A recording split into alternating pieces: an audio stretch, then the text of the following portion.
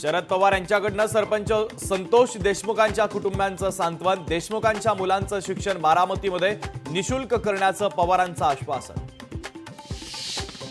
शरद पवारांनी परभणीमध्ये घेतली सूर्यवंशी कुटुंबाची भेट. सोमनाथला आजार नव्हता, कोठडीमध्ये मारहाणीमुळे मृत्यू.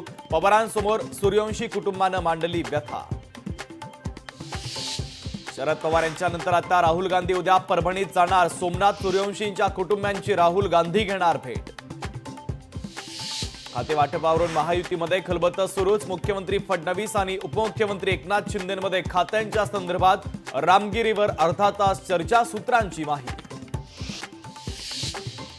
छगन भुजबळ मोठा निर्णय घेण्याच्या तयारीमध्ये. आज आणि उद्या ओबीसी नेत्यांची भेट घेऊन निर्णय घेणार. सूत्रांची माहिती.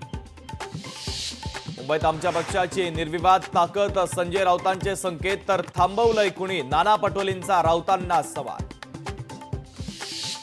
नवनीत कावत बीडचे नवे पोलीस अधीक्षक. संतोष देशमुख हत्या प्रकरणाचा करणार तपास. मुख्यमंत्री फडणवीसांच्या आदेशानंतर आधीचे पोलीस अधीक्षक अविनाश बारगळ यांची बदली.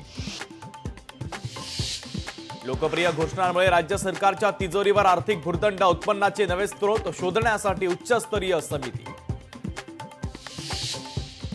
रशियातील कझानमध्ये एकापाठोपाठ 8 ड्रोन हल्ले. 3 रहिवासी इमारतींनाही केलं लक्ष्य. युक्रेननं हल्ला केल्याचा रशियाचा आरोप.